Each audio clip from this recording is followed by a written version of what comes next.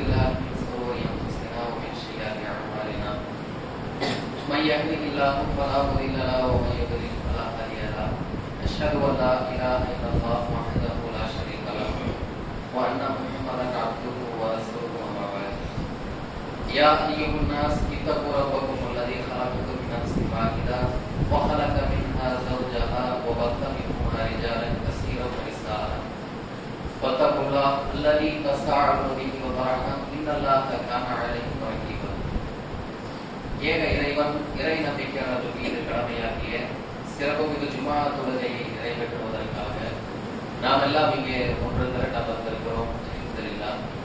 நம்ம எல்லாம் ஒன்று கூட செய்த எல்லாம் போல அல்லாஹ்வை போற்றி புகழ்ந்து எனது ஜுமா உரையை ஆரம்பம் செய்கிறேன்.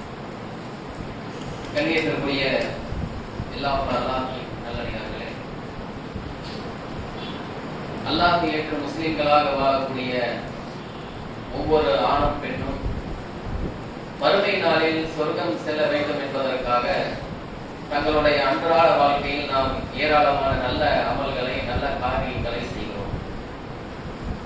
அதிலும் குறிப்பாக நம்மை கடந்து சென்ற ரமலானில் ஏராளமான வணக்க வழிபாடுகள், பல்வேறு சிரமங்களுக்கு மத்தியில் கஷ்டங்களுக்கு மத்தியில் தொழுகையை நிறைவேற்றி இருக்கிறோம். நோன்பு என்கிற வணக்கத்தை நிறைவேற்றி இருக்கிறோம். ஏராளமான பொருளாதாரத்தை தான தர்மங்களாக செலவு செய்திருக்கிறோம். அல்லாஹ்வை அதிகமாக திக்ர் செய்திருக்கிறோம். இறைவனிடத்தில் மன்றாடி பிரார்த்தனை செய்திருக்கிறோம். இப்படி எண்ணற்ற நல்ல காரியங்களை செய்திருக்கிறோம். ரமலானில் மட்டுமல்லாமல் ரமலான் அல்லாத மாதங்களிலும் பல சிரத்தைகளை மேற்கொண்டு ஏராளமான நல்ல காரியங்களை செய்கிறோம்.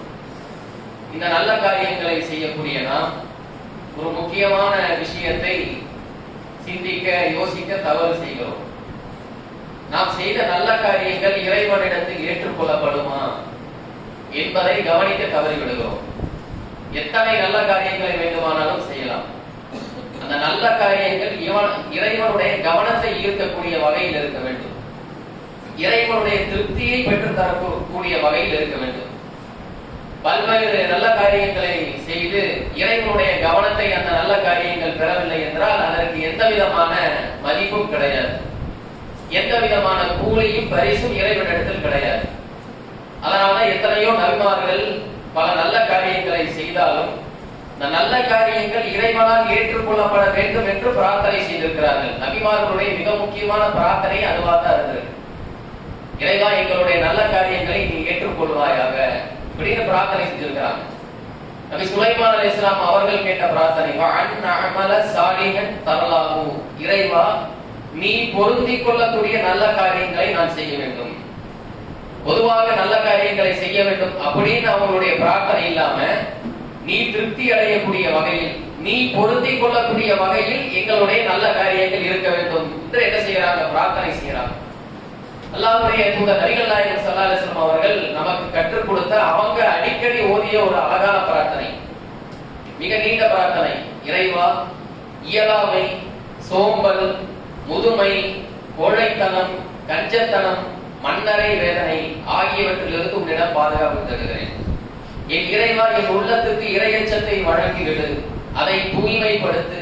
அதை சிறந்த முறையில் தூய்மைப்படுத்துபவன் நீதான், அதற்கு பொறுப்பாளனும் நீதான். இறைவா, இறையச்சம் இல்லாத உள்ளம், திருப்தி கொள்ளாத மனம், பலனில்லாத கல்வி, பதிலளிக்கப்படாத பிரார்த்தனை ஆகியவற்றிலிருந்து உன்னிடம் பாதுகாப்பு தருகிறேன் அப்படின்னு ரசூலுல்லாஹ் பிரார்த்தனை செய்திருக்கிறாங்க. நபிகள் நாயகம் அவர்கள் எத்தனையோ விஷயத்திலிருந்து பாதுகாப்பு தேடி இருக்கிறாங்க. அதுல கடைசியாக நபிகள் நாயகம் அவர்கள் சொன்ன வார்த்தை பதிலளிக்கப்படாத பிரார்த்தனை. அதிலிருந்து இறைவா உன்னிடத்தில் பாதுகாப்பு தருகிறேன் அப்படின்னு சொன்னாங்க. அப்ப அல்லாஹ்விடத்தில் நம்ம கோரிக்கைகளை வைக்கிறோம், வேண்டுதல் வைக்கிறோம். அந்த வேண்டுதலை அல்லாஹ் கண்டுக்கல, அல்லாஹ் அதை ஏற்றுக்கொள்ளவில்லை, அதை ஒரு பொருட்டாகவே கருதவில்லை அப்படின்னா ஆயிரக்கணக்கான மணி நேரங்கள் உட்கார்ந்து பிரார்த்தனை செஞ்சாலும் அதுல எந்த விதமான பிரயோஜனமும் கிடையாது. அல்லாஹ்விடத்தில் நம்முடைய வணக்க வழிபாடுகள் ஏற்றுக்கொள்ளப்பட வேண்டும்.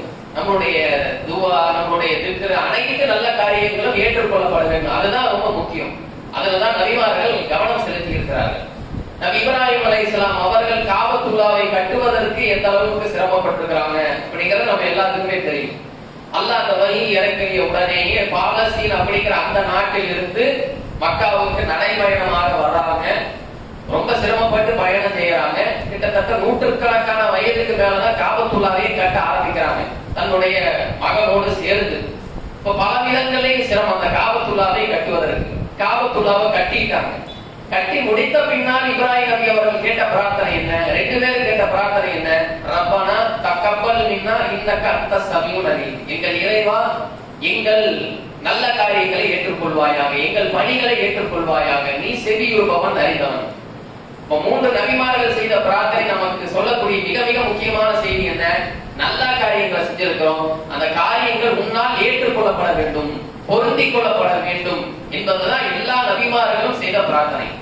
அப்ப நாம செய்த நல்ல காரியங்கள் அல்லாஹ்விடத்தில் ஏற்றுக்கொள்ளப்பட்டதா மறுக்கப்பட்டதா அப்படிங்கறத நம்ம இங்க சிந்திக்க வேண்டிய மிக மிக முக்கியமான ஒரு அம்சம். நாம செய்த தொழுகை, நாம வச்ச நோன்பு, நாம வச்ச தான தர்மம், இதுவெல்லாம் அல்லாஹ்விடத்தில் ஏற்றுக்கொள்ளப்பட்டதா ஒப்புக்கொள்ளப்பட்டதா? அது ரொம்ப முக்கியம். யாருடைய நல்ல காரியங்களுக்கு அல்லாஹ் சொர்க்கம் தருவான் அப்படிங்கிற கேரண்டியே கிடையாது. எனக்கு சொர்க்கம், உங்களுக்கு சொர்க்கம் அப்படின்னு யாருக்குமே சொல்ல முடியாது. ஏன் நபிகள் நாயகம் அவர்களுக்கு கூட சொல்ல முடியாது. அல்லாஹ்வுடைய நபிகள் நாயகம் அவர்கள் மதீனாவில் இருந்த போது ஒரு மனிதர் மரணித்து விடுகிறார்.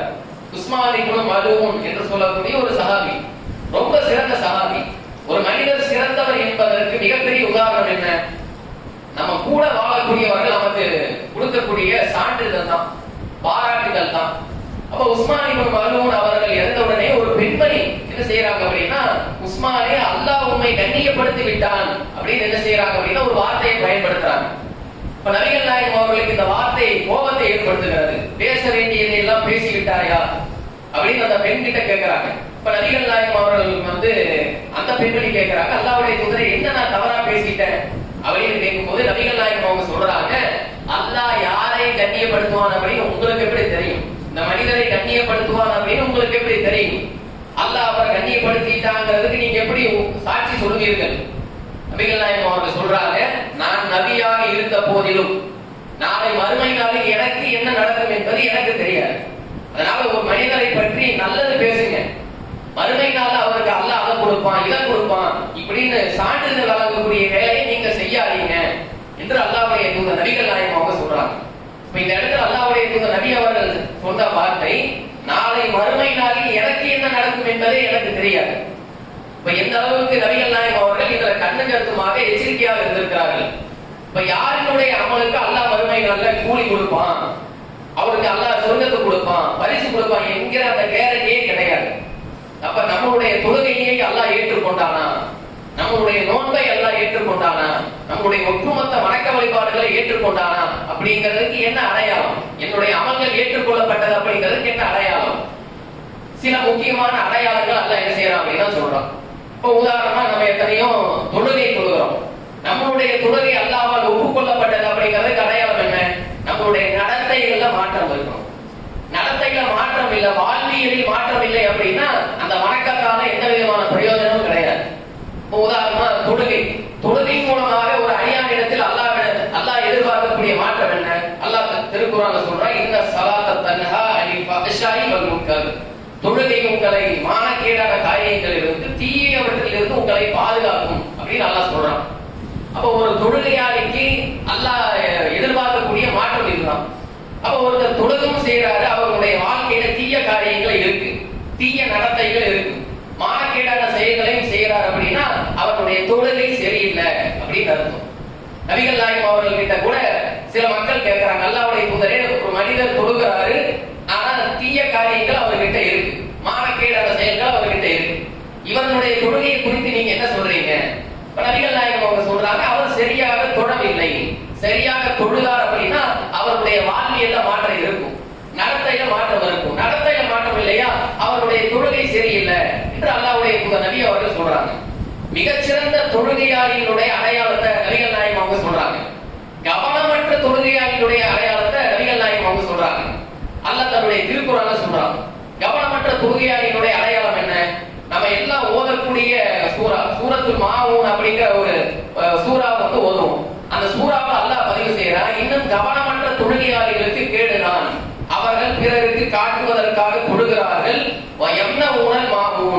அல்பமானவற்றை கொடுக்க இந்த இடத்துல கவனமற்ற தொழுகையாளிகளுடைய பண்பை பற்றி சொல்லும் போது பொருள்ல வந்து என்ன செய்வாங்க அப்படின்னா கஞ்சத்தனம் செய்வாங்க. ஈகை பண்பு அவர்கள் கிட்ட இருக்காது. சின்ன சின்ன பொருளை கூட என்ன செய்வாங்க அப்படின்னா ரொம்ப பாதுகாப்பா வைப்பதற்கு முயற்சி செய்வாங்க. அப்ப இவங்க தொழுகக்கூடிய தொழுகையில எந்த விதமான பிரயோஜனம் கிடையாது. 1000 ரக்கத்து 2000 ரக்கத்து உருகி உருகி தொழுவாங்க. பிறருக்கு ஒரு சின்ன தான தர்மம் கூட செய்ய மாட்டாங்க. அப்ப இவரிடத்தில் தொழுகை எந்த விதமான மாற்றத்தை ஏற்படுத்தவில்லை. அவன் வந்து அவனுடைய தொழுகையே சரியில்லை என்று அல்லாஹ் தன்னுடைய திருக்குறான சொல்றான். நபிகள் நாயகம் அவர்கள் கிட்ட ஒரு பெண்மணி வந்து கேட்கிறாங்க, அல்லாஹ்வுடைய தூதர் அவர்களே, 2 பெண்மணிகள் இருக்கிறார்கள், அவர்களை குறித்து எங்களுக்கு நீங்க தீர்ப்பளிக்கணும். ஒரு பெண்மணி வந்து வணக்க வழிபாடுகள் குறைவாக செய்கிறார், அண்டை வீட்டாரிடத்தில் சிறந்த முறையில் நடந்து கொள்கிறார். இன்னொரு பெண்மணி வணக்க வழிபாடுகளை கூடுதலாக செய்கிறார், அண்டை வீட்டாருக்கு தொல்லை தருகிறார். இந்த இருவரை குறித்து உங்களுடைய நிலை என்ன அப்படின்னு நபிகள் நாயகம் அவங்க கிட்ட கேட்கும் போது, வணக்க வழிபாடுகள் குறைவாக இருந்தாலும் அண்டை வீட்டாரிடத்தில் சிறந்த முறையில் நடந்து கொள்கிறாரே அந்த பெண் சொர்க்கவாசி, வணக்க வழிபாடுகளை கூடுதலாக செய்து அண்டை வீட்டாருக்கு தொல்லை தருகிறாரே அந்த பெண் நரகவாசி என்று அல்லாஹ்வுடைய தூதர் நபிகள் நாயகம் அவங்க சொல்றாங்க. அப்ப சொர்க்கத்தையும் நரகத்தையும் தீர்மானிக்கிறது எது? வணக்கம் கிடையாது, வாழ்வில் நம்மளுடைய நடத்தை, தொழுகை கிடையாது, நம்மளுடைய பழக்க வழக்க முறைகள். இதுதான் நம்ம சொர்க்கவாசியா இல்லை நரகவாசியா என்பதை தீர்மானிக்கக்கூடிய மிக மிக முக்கியமான அம்சம். அப்ப என்னுடைய தொழுகை அல்லாஹ்விடத்தில் ஒப்புக்கொள்ளப்பட்டதா அப்படிங்கிறது அடையாளம் என்னன்னு கேட்டீங்கன்னா இதுதான். என்னுடைய வாழ்வியல்ல மாற்றம் இருக்க வேண்டும், என்னுடைய நடத்தையில சுத்தம் இருக்க வேண்டும். நடத்தையில சுத்தம் இல்லை அப்படின்னா என் தொழுகை ஏற்றுக்கொள்ளப்படவில்லை, முடிஞ்சு போச்சு. என்னுடைய நோன்பு அல்லாஹ்விடத்தில் ஏற்றுக்கொள்ளப்பட்டதா? அல்லாஹ்விடத்தில் நான் நாள் முழுக்க பட்டினியா இருந்திருக்கிறேன், சாப்பிடாம இருந்திருக்கிறேன், குடிக்காம இருந்திருக்கிறேன், இதுக்கு பலன் நம்ம எதிர்பார்ப்போமா இல்லையா? மறுமைனால இதற்கு வந்து நமக்கு கூலி கிடைக்கணும்னு எதிர்பார்ப்போமா இல்லையா? ரையான் அப்படிங்கிற வாசல் வழியாக நம்ம அழைக்கப்படணும்னு எதிர்பார்ப்போமா இல்லையா? என்னுடைய அமலுக்கு அல்லாஹ் கூலி தருவானா? என்னுடைய நோன்புக்கு அல்லாஹ் கூலி தருவானா? தருவான். எப்ப தருவான்? நோன்பின் மூலமாக அல்லாஹ் என்ன மாற்றத்தை எதிர்பார்க்கிறானோ அந்த மாற்றம் நம்மளுடைய வாழ்க்கையில கிடைக்கும். நோன்பின் மூலமாக அல்லாஹ் நம்மிடத்தில் எதிர்பார்க்கக்கூடிய மாற்றம் என்ன? குத்திப அலைக்கும் சியாம் கமா குத்திப அலல்லதீன மின் கப்லிக்கும் லஅல்லகும் தத்தகும். உங்களுக்கு முன்னிருந்தவர்களுக்கு கடமையாக்கப்பட்டது போல உங்கள் மீதும் நோன்பு விதியாக்கப்பட்டிருக்கிறது. அதன் மூலமா நீங்க என்ன ஆகலாம்? லஅல்லகும் தத்தகும், இறையச்சம் கொண்டவர்களாக ஆகலாம். அப்ப என்னுடைய நோன்புக்கு அல்லாஹ் எப்ப கூலி தருவான் அப்படின்னா இறையச்சம் என்னுடைய நடத்தையில இருக்கும், என்னுடைய வாழ்க்கையில நடத்தை இருக்கும். இறையச்சம் இல்லை அப்படின்னா அது நோன்பு இல்லை, அது பட்டினின்னு அர்த்தம். யார் பொய்யான பேச்சுக்களும் பொய்யான நடத்தைகளும் விட்டு விலகவில்லையோ அவர்கள் பசித்திருப்பது தாகித்திருப்பது எனக்கு தேவையில்லை அப்படின்னு அல்லாஹ் சொல்வதாக நபிகள் நாயகம் அவங்க சொல்றாங்க. பசியோடு இருக்கிறது இங்க விஷயமே இல்லை, தாகத்தோடு இருப்பது இங்க விஷயமே கிடையாது. பசியோடும் தாகத்தோடும் இருப்பது எதற்காக? பொய்யான பேச்சுக்களை பொய்யான நடவடிக்கைகளை விட்டு விலக வேண்டும் என்பதற்காக. அப்ப நோன்பை வச்சுக்கிட்டு ஒருத்தர் இதையும் செய்யறாரு அப்படின்னா அவர் நோன்பு வைக்கல, பட்டினி கிடந்தாரு. நோன்பை குறித்து அல்லாஹ்வுடைய தூதர் நபி அவர்கள் சொல்லும் போது உங்களை தவறுகளில் இருந்து உங்களை காக்கக்கூடிய கேடயம் அப்படிங்கிறாங்க நபிகள் நாயகம் அவர்கள். அப்ப நோன்பு நம்ம ரமலான் மாதத்துல நோன்பு வச்சோம், இதர நோன்புகளை வச்சோம் அப்படின்னா தவறுகளில் இருந்து விலக வேண்டும். தவறுகளில் இருந்து விலகல, பொய்யான பேச்சுக்கள் நடவடிக்கைகள் இருந்து விலகல அப்படின்னா நம்ம நோன்பு வைக்க கிடையாது, நம்ம பட்டினி இருந்திருக்கிறோம். அந்த நோன்புக்கு அல்லாஹ்விடத்தில் என்ன கிடையாது? கூலி கிடையாது. அதே போல எத்தனையோ திக்ருகளை வந்து செய்யறோம். திக்ரு, நம்மளுடைய திக்ரு ஏற்றுக்கொள்ளப்பட்டதனுடைய மிகப்பெரிய அடையாளம் என்ன? ஒருவன் முழுமையாக திக்ரு செய்திருக்கிறான் அப்படிங்கிறதுக்கு உண்டான அந்த அடையாளம் என்னன்னு கேட்டீங்கன்னா திக்ரு செஞ்சா நம்மளுடைய உள்ளத்துல அமைதி கிடைக்கும், வாழ்க்கையில அமைதி கிடைக்கும். இதான் திக்ருனுடைய உத்தரவாதம். இதுதான். எத்தனையோ பேர் நம்ம என்ன செய்வோம் அப்படின்னா திக்ரு செய்வோம், ரொம்ப நல்ல ஈடுபாட்டோட திக்ரு செய்வோம். ஆனா முதற்கடவுல தான் அது இருக்குமே வழியே உள்ளத்துல அந்த திக்ரு இருக்காது. அடிவயத்திலிருந்து உள்ளத்திலிருந்து அந்த திக்ரு என்பது வராது. இப்ப நம்மளும் என்ன செய்வோம் அப்படின்னா யோசிப்போம், எத்தனையோ திக்ரு செய்யறோம், நம்மளுக்கு அமைதி ஏற்பட மாட்டேங்குது, நம்மளுடைய வாழ்க்கையில நிம்மதி கிடைக்க மாட்டேங்குது அப்படின்னா நம்ம சரியா திக்ரு செய்யல அப்படின்னு அர்த்தம். திக்ருனுடைய உத்தரவாதம் என்னன்னு கேட்டீங்கன்னா திக்ரு செய்தால் கண்டிப்பாக உங்களுக்கு மன அமைதி கிடைக்கும், மன நிம்மதி கிடைக்கும். அல்லாஹ் தன்னுடைய திருக்குறள்ல சொல்றான், அல்லதீன ஆமனு வ தத்மைன குலூபுஹும் பிதிக்ரில்லாஹ் அலா பிதிக்ரில்லாஹி வ தத்மைனுல் குலூப். கவனத்தில் கொள்ளுங்கள், நம்பிக்கை கொண்டோரின் உள்ளங்கள் அல்லாஹ்வின் நினைவால் அமைதி பெறும் அப்படின்னு அல்லாஹ் சொல்றான். கவனத்தில் கொள்ளுங்கள், அல்லாஹ்வின் நினைவால் தான் உள்ளங்கள் அமைதி வரும். இப்ப நல்ல திக்ரினுடைய அடையாளம் கேட்டீங்கன்னா திக்ர் அடிவயத்திலிருந்து நம்மளுடைய உள்ளத்திலிருந்து நம்ம செஞ்சோம், சுப்ஹானல்லாஹ், அல்ஹம்துலில்லாஹ், அல்லாஹ் அக்பர் என்பதை முதற்கலவில் இல்லாமல் மற்ற திக்கர்களை முதற்களவில் இல்லாமல் அடி வயிற்றில் இருந்து உள்ளத்தில் இருந்து செஞ்சோம் அப்படின்னா கண்டிப்பாக அமைதி கிடைக்கும். அப்ப திக்ரு செஞ்சு அமைதி கிடைக்கல, நிம்மதி கிடைக்கல அப்படின்னா நம்ம திக்ரு செய்யல, வெறுமனே அந்த மாதிரி என்ன செய்யறோம் அப்படின்னா உச்சரித்து கொண்டு இருந்திருக்கிறோம். இப்ப நம்மளுடைய தொழுகை, நம்மளுடைய நோன்பு, நம்மளுடைய திக்ரு இதெல்லாம் ஏற்றுக்கொள்ளப்பட்டதனுடைய அடையாளம் என்னன்னு கேட்டீங்கன்னா இதுதான். இதெல்லாம் நடந்துச்சு அப்படின்னா நம்மளுடைய தொழுகை ஏற்றுக்கொள்ளப்பட்டது, நம்முடைய நோன்பு ஏற்றுக்கொள்ளப்பட்டது, நம்முடைய திக்ரு ஏற்றுக்கொள்ளப்பட்டது அப்படின்னு அமைதியோட இருக்கலாம். இப்ப நமக்கு நாம என்ன செய்யலாம் அப்படின்னா மார்க் போடலாம். கூலி நம்ம கொடுக்க முடியாது, சொர்க்கத்தை நமக்கு நாமே கொடுக்க முடியுமா? நமக்கு நாமே ரிசல்ட் போட முடியாது. ஆனா இங்க நாம நமக்கு நாமே மதிப்பீடு செய்ய முடியும். என் தொழுகை அல்லாஹ்விடத்தில் ஏற்றுக்கொள்ளப்பட்டது என்பதற்கு அடையாளம் என்ன? மானக்கேடான தீய காரியங்கள் இருந்து விலகணும், என்னுடைய நடத்தையில மாற்றம் இருக்கணும். நடத்தையில மாற்றம் இல்லையா, மானக்கேடான செயல்கள் என்கிட்ட இருக்கா, என்னுடைய தொழுகை பயனளிக்கவில்லை. என்னுடைய நோன்பு என்ன அல்லாஹ்விடத்தில் ஏற்றுக்கொள்ளப்பட்டதா அப்படிங்கிறதுக்கு அடையாளம் என்ன?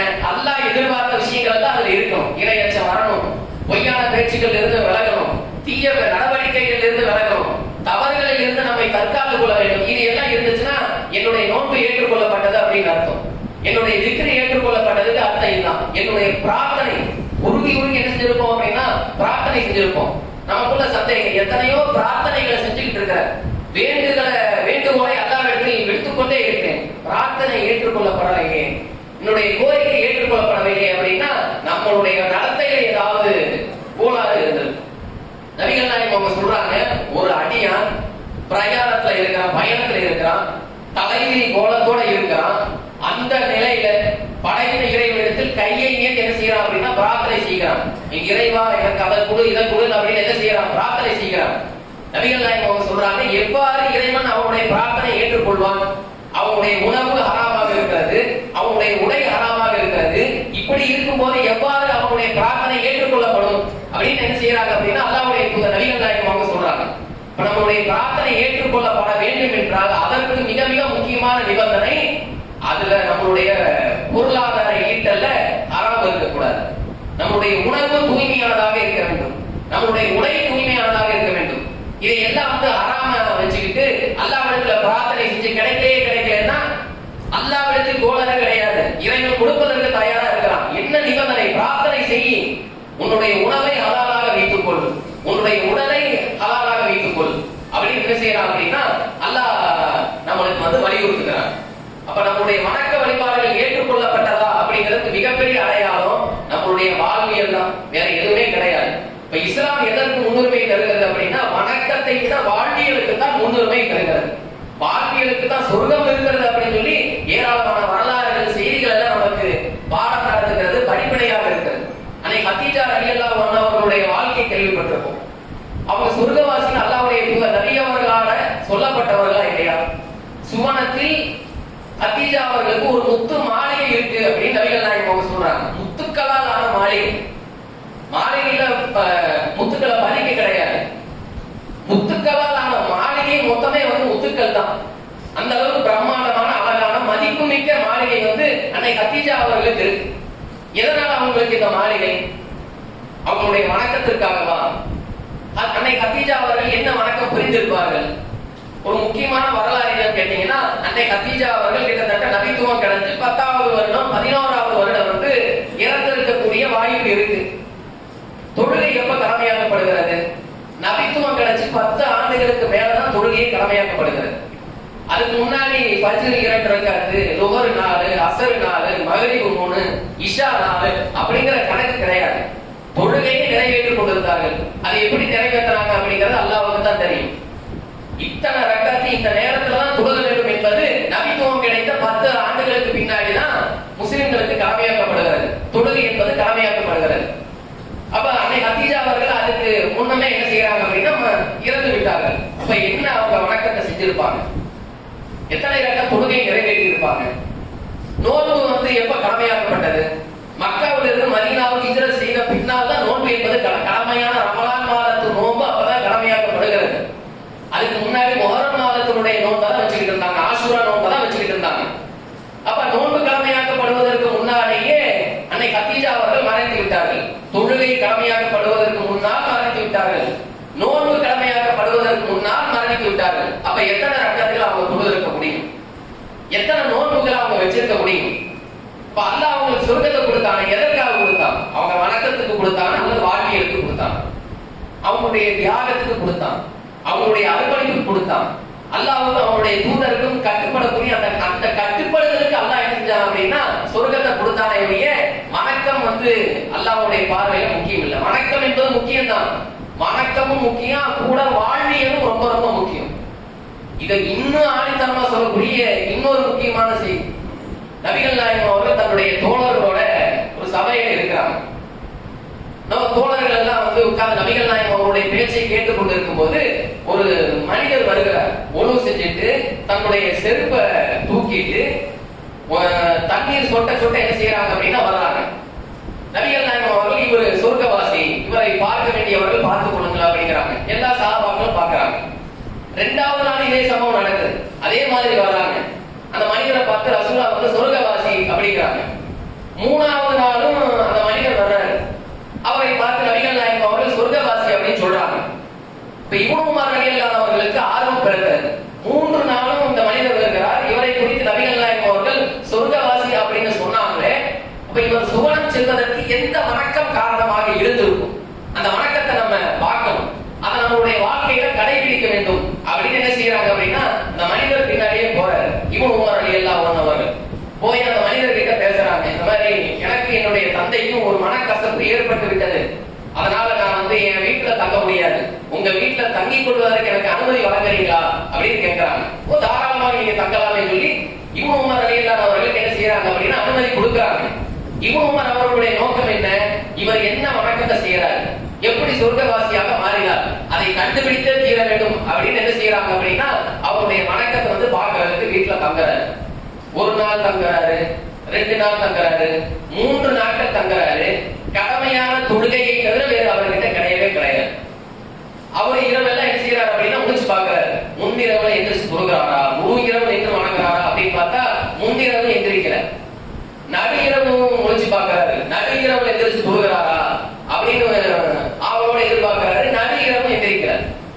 பின்னிரவு எந்திரிச்சு தொழுவாரா, இரவு வணக்கத்துல ஈடுபடுவாரா அப்படின்னு பாக்குறாங்க. பின்னிரவு 3 இரவுகளையும் எந்திரிக்கிறார். கடமையான தொழுகை ஃபஜ்ர் தொழுகைக்கு எந்திரிக்கிறாங்க. மற்ற வணக்கங்களை கடமையான தொழுகையை நிறைவேற்றாங்க. 1 நாள் கடக்குது, 2 நாள் கடக்குது, 3 நாள் கடக்குது. அப்ப அந்த மனிதர்கிட்ட இப்னு உமர் அவங்க சொல்றாங்க, எனக்கு எங்க தந்தைக்கு எந்த விதமான பிணக்கு கிடையாது, நபிகள் நாயகம் அவர்கள் உங்க சொர்க்கவாசின்னு சொன்னாங்க. 3 நாட்கள் இது நடந்தது. இப்ப நீங்கள் சொர்க்கம் செல்வதற்கு காரணமாக எந்த வணக்கம் இருந்தது என்பதை அறிவதற்காகத்தான் உங்க கூட பழகினேன், உங்க கூட தங்கினேன். இப்ப என்ன வணக்கத்தை நீங்க செஞ்சீங்க அப்படிங்கும் போது அந்த மனிதர் சொல்றாரு, நீங்கள் பார்த்ததை தவிர வேறு எதுவும் கிடையாது, நீங்க என்ன பார்த்தீங்களோ அதுதான், இந்த கடமையான வணக்கங்களை மட்டும்தான் நான் செய்கிறேன் அப்படின்னு என்ன செய்யறாங்க அப்படின்னா அந்த மனிதர் சொல்றாரு. அப்ப ஏமாற்றத்தோட என்ன செய்யறாரு அப்படின்னா இப்னு உமர் திரும்பி போகும்போது அவர் சொல்றாரு, கூடுதலாக என்கிட்ட ஒரு பண்பு இருக்கு, அல்லாஹ் பிறருக்கு அருளை வழங்கினால் அந்த அருளை பார்த்து நான் பொறாமை கொள்ள மாட்டேன் அப்படிங்கிறார் அந்த மனிதர். நான் சொர்க்கம் செல்வதற்கு இது காரணமா இருந்தா இருக்கலாம், அல்லாஹ் எத்தனையோ பேருக்கு அருளை வழங்கி கல்வி இருக்கலாம், அதிகாரம் இருக்கலாம், பணபலம் இருக்கலாம், பொருளாதாரம் இருக்கலாம், சொத்து பத்துக்கள் இருக்கலாம், இப்படி பிறருக்கு அல்லாஹ் அருளை வழங்கி இருக்கிறார். மற்றவங்களுக்கு கொடுத்த அருளை பார்த்து நான் பொறாமை கொள்ள மாட்டேன் அப்படின்னு என்ன செய்யறாங்க அப்படின்னு சொல்றாங்க. அப்ப இவங்க அவங்க சொல்றாங்க, இதுதான் நீங்க சொர்க்கம் செல்வதற்கு காரணமாக இருக்கும், இந்த பண்பு எங்களிடத்தில் இருப்பது சிரமமாக இருக்காது, இது எங்க கிட்ட இல்லையே அப்படின்னு சொல்லி என்ன செய்யறாரு அப்படின்னா இப்னு உமர் ரலியல்லாஹு அவர்கள் சொல்றாங்க. எவ்வளவு அழகான செய்தி பாருங்க. அப்ப ஒரு மனிதர் சொர்க்கம் போறாரு, சொர்க்கம் போறதுக்கு வணக்கம் தான் காரணமா இருக்குன்னு சொல்லி ஆய்வு செய்ய அவர் தேடும் போது அவருடைய வாழ்வியல் காரணமாக இருக்கிறது.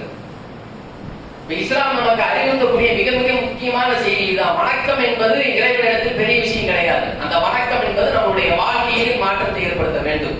மாற்றத்தை ஏற்படுத்தாத வணக்கம் வணக்கமே கிடையாது. இதுதான் இஸ்லாம் நமக்கு சொல்லக்கூடிய சுருக்கமான செய்தி. இறுதியாக ஒரே ஒரு மிக முக்கியமான வரலாறு, அந்த வரலாறு நமக்கு இந்த விஷயத்தை குறித்த ஒரு தெளிவு கிடைக்கும். ஆதம் அலைஹிஸ்ஸலாம் அவங்களுடைய 2 மகன்களுடைய வரலாறு அல்லாஹ் சொல்றான். 2 பேர் என்ன செய்யறாங்க அப்படின்னா ஒரு வணக்கத்தை செய்யறாங்க. இந்த வரலாறை கேள்விப்பட்டிருப்போம். 2 பேரும் ஒரு வணக்கத்தை செய்யறாங்க. ஒருவரிடத்தில் இருந்து அது ஏற்றுக்கொள்ளப்பட்டது, இன்னொருத்தர் கிட்ட இருந்து அது மறுக்கப்பட்டு விட்டது. அல்லாஹ் ஒருத்தர் கிட்ட இருந்து அந்த வணக்கத்தை ஏற்றுக்கிறான், இன்னொருத்தர் கிட்ட இருந்து வணக்கத்தை ஏற்றுக்கொள்ளவில்லை. ஏன் அல்லாஹ் ஏற்றுக்கல, எதனால ஏற்றுக்கல? பாரபட்சமா இந்த மகனை அவருக்கு அல்லாஹ்வுக்கு பிடிக்கும், இந்த மகனை பிடிக்காது அப்படிங்கிறதா? அல்லாஹ் நீதியாளர். யாருடைய அமலுக்கு அல்லாஹ் என்ன செய்ய மாட்டான் அப்படின்னா அநியாயம் செய்ய மாட்டான். அப்ப ஒருவரிடத்தில் ஏற்றுக்கொள்ளப்பட்டதுக்கு காரணம் என்னன்னு கேட்டீங்கன்னா அவருடைய நடத்தை, வாழ்வியல். ஒருவர்கிட்ட ஏற்றுக்கொள்ளப்படவில்லை அப்படின்னு பாக்கிறோமா இல்லையா, அதுக்கு காரணம் என்ன? அவருடைய வாழ்வியல். அதுக்கப்புறம் அந்த வரலாறு எல்லாம் சொல்றான். ஏற்றுக்கொள்ளப்படாதவர் இருக்கிறாரா இல்லையா, ஏற்றுக்கொள்ளப்பட்டவர் பார்த்து சொல்றாரு, அது என்ன வந்து அல்லாஹ் உங்ககிட்ட வணக்க வழிபாட்டை ஏற்றுக்கிட்டா என்கிட்ட ஏன் ஏத்துக்கல, உன்னை நான் கொலை செய்வேன் அப்படிங்கிறாரு. இவர் ஏற்றுக்கொள்ளப்படாதவர். இப்ப ஏற்றுக்கொள்ளப்பட்டவர் எப்படி நடந்துக்கிறார் பாருங்க, இந்த நடத்தைகளில் மாற்றம். ஏற்றுக்கொள்ளப்பட்டவர் எப்படி நடந்துக்கிறாரு, நீ என்னை கொள்வதற்கு உன்னுடைய கையை நீட்டினால் நான் உன்னை கொள்வதற்கு என் கையை நீட்ட மாட்டேன். அழகான பேச்சு பேசுறாரு. இங்க நம்ம வந்து ஒரு திட்டம், யாராவது ஒருத்தர் திட்டாருன்னா பதிலுக்கு திட்டமும் நிக்கிறோம். நம்ம யாராவது ஒருத்தர் நம்மளை அடிச்சுட்டா, ஒரு அடி அடிச்சா 2 அடி அடிக்கணும்னு சொல்லி என்ன செய்யறோம் அப்படின்னா நினைக்கிறோம். அந்த அவர் சொர்க்கவாசியாக அவர் மாறுவதற்கு காரணம் என்ன? ஏற்றுக்கொள்ளப்பட்டவர். நீ என்ன கொன்னாலும் பரவாயில்ல, நீ செஞ்ச காரியம் மாதிரி நான் செய்ய மாட்டேன் சொல்லிட்டு சொல்றாரு. என்னுடைய பாவத்தையும் உன்னுடைய பாவத்தையும் சேர்த்து நீ நரகவாசியாக மாறுவதையே நான் விரும்புகிறேன் சொல்லிட்டு அவர் சொல்றாரு, இன்னமா எந்த கப்பலுள்ளாம் இன புத்தகி, இரையச்சம் கொண்டவர்களிடம் இருந்துதான் நல்ல வணக்கத்தை ஏற்றுக்கொள்வான் அப்படின்னு என்ன செய்யறாரு அப்படின்னு சொல்றாரு. இப்ப விடை கிடைச்சிருச்சா? ஒருத்தர் கிட்ட அல்லாஹ் ஏத்துக்கல, இன்னொருத்தர் கிட்ட அல்லாஹ் ஏத்துக்கிட்டான். ஏற்றுக்கொள்ளப்பட்டதற்கு காரணம் என்ன, மறுக்கப்பட்டதற்கு காரணம் என்ன? ஏற்றுக்கொள்ளப்பட்டவர்களுடைய நடத்தை, ஏற்றுக்கொள்ளப்படாதவர்களுடைய நடத்தை. இவருடைய நடத்தை சிறந்ததாக இருந்தது, இவருடைய நடத்தை மோசமாக இருந்தது. 2 பேர் வணக்கத்தை செஞ்சாங்க. வணக்கம் முக்கியம் கிடையாது. வணக்கம் நம்முடைய வாழ்வில் தாக்கத்தை ஏற்படுத்த வேண்டும், நம்முடைய வாழ்க்கையில் மாற்றத்தை ஏற்படுத்த வேண்டும். மாற்றத்தை ஏற்படுத்தாத அமல்கள் வணக்கமே கிடையாது. இதுதான் இஸ்லாம் நமக்கு சொல்லி தரக்கூடிய செய்தி. ரமலான் மாதமா இருந்தாலும், ரமலான் அல்லாத மாதங்களா இருந்தாலும், நாம செய்த அந்த அமலுக்கு, நல்ல காரியங்களுக்கு இப்ப நம்முடைய மனதுக்குள்ள ரிசல்ட் வந்திருக்கும். என் தொழுகை ஏற்றுக்கொள்ளப்பட்டதா, நோன்பு ஏற்றுக்கொள்ளப்பட்டதா, தான தர்மங்கள் ஏற்றுக்கொள்ளப்பட்டதா, திக்ரு ஏற்றுக்கொள்ளப்பட்டதா, துவா ஏற்றுக்கொள்ளப்பட்டதா, என்ன அதற்குண்டான அல்லாஹ் எதிர்பார்த்த விஷயங்கள், வாழ்வியல் மாற்றங்கள் நம்முடைய வாழ்க்கையில் இருக்கணும். இருந்தால் ஏற்றுக்கொள்ளப்பட்டது, இல்லாவிட்டால் அந்த அமலுக்கு எந்த விதமான பிரயோஜனம் கிடையாது. இதை உணர்ந்து நடக்கக்கூடிய நல்ல மக்களாக அல்லாஹ் நம் அனைவரையும் ஆக்கியிருப்பாங்க.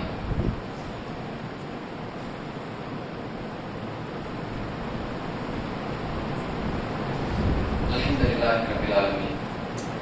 கண்ணியத்திற்குரிய எல்லாம் அல்லாஹ்வின் நல்லடியார்களே, ரமலான் மாதம் முடிந்தவுடன் நம்ம அனைவருக்குமே ஒரு மிக முக்கியமான, நாம் செய்யக்கூடிய மிகப்பெரிய ஒரு தவறு. ஏதோ ரமலான் மாதத்தில் மட்டும்தான் வணக்க வழிபாடுகள் கடமை என்பது போலவும், ரமலான் மாதம் முடித்த உடனேயே ஒரு சுதந்திர மனநிலைக்கு சென்று விடுகிறோம். பள்ளிவாசலை என்ன செய்யறோம் அப்படின்னா ஒரு சிறை மாதிரி நினைக்கிறோம். அந்த மாதங்கள்ல, அந்த நாட்கள்ல பள்ளிவாசலோடு இருந்த நெருக்கம், இறை வழிபாட்டோடு இருந்த நெருக்கம் எல்லாம் மற்ற மாதங்கள்ல இல்லாம போகிறத பார்க்கிறோம். முரண்பாட்டினுடைய மொத்த உருவமாக நம்ம இருக்கிறோம். ரமலான் மாதத்தில் நம்ம நோன்பு வச்சோம். நோன்பு வைக்கும் போது சின்ன சின்ன விஷயங்களை கூட நம்ம பேணுதலா இருந்தோம். ரமலான் அல்லாத மாதங்கள்ல பெரிய விஷயங்களை வந்து என்ன செய்யறோம் அப்படின்னா அலட்சியம் செய்யறோம். பாரதூரமான விஷயங்கள், பாவங்களை எல்லாம் அலட்சியம் செய்யறோம். இந்த முரண்பாட்டினுடைய மொத்த உருவம் அப்படின்னு சொல்லுவாங்க. இப்ப ரமலான் மாதத்துல உணவு சாப்பிடாம இருந்தோம். அதுல ரொம்ப ரொம்ப எச்சரிக்கையா இருந்தோம். மறந்து கூட சாப்பிடக்கூடாது அப்படிங்கிற ஒரு பேணுதல் நம்ம கிட்ட இருந்துச்சு. தண்ணி குடிக்காம இருந்தோம். ஒரு சொட்டு தண்ணி கூட தொண்டைக்குள்ள போயிடக்கூடாது. ஒடு செய்யும் போது வாய்ப்பு பிடிப்போம். ஒரு சொட்டு தண்ணீர் கூட தொண்டைக்குள்ள இறங்கிடக்கூடாது. ரொம்ப ரொம்ப என்ன செய்யறோம் அப்படின்னா பேணுதலா இருந்தோம். இல்லாத பத்தி யாருமே நினைச்சு கூட பார்க்க மாட்டோம். அது பாரதூரமான தவறு. நம்மளுடைய மனைவியாக இருந்தாலும், நம்மளுடைய கணவனாக இருந்தாலும் நெருங்கக்கூடாது அப்படிங்கிற ஒரு தெளிவு நம்ம எல்லாத்துக்கிட்டே இருந்துச்சு. இதுல எல்லாம் பேணுதலா இருந்திருக்கிறோமா இல்லையா? இந்த காரியத்தை ரமலான் மாதத்துல செஞ்சுட்டோம். மிகப்பெரிய தண்டனையா, பாரதூரமான விஷயமா கிடையாது. சாப்பிட்ட நோம்பு வச்சு சாப்பிட்டோம். நபிகள் நாயகம் அவர்கள் என்ன சொல்றாங்க? ஐயோ பாவத்தை செஞ்சுட்டீங்க, தண்டனைக்குரிய குற்றம் அப்படியே சொன்னாங்க. அல்லாஹ் உங்களுக்கு உணவளித்தான், நோம்ப கண்டினியூ பண்ணுங்க, தொடருங்க அப்படின்னு சொன்னாங்க.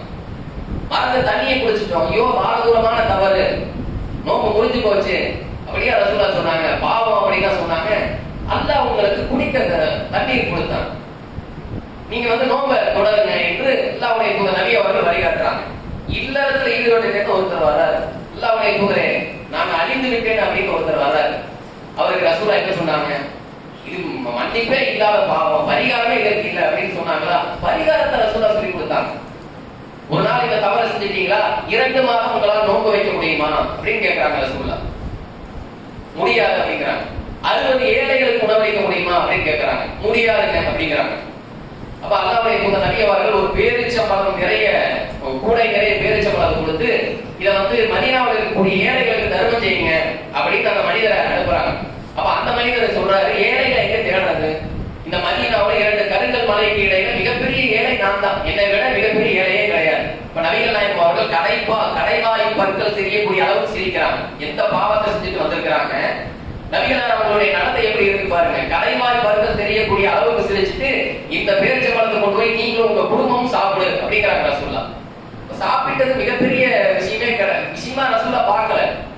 குடித்தது மிகப்பெரிய விஷயமாக நபிகள் நாயகம் அவர்கள் பார்க்கல. இல்லறத்திலே ஈடுபட்டாரு. பாரதூரமான பாவம் அப்படின்னு சொல்லி நபிகள் நாயகம் அவர்கள் கடிந்து கொள்ளவில்லை. ஏன்னா இதெல்லாம் பரிகாரத்திற்கு உரிய குற்றங்கள்.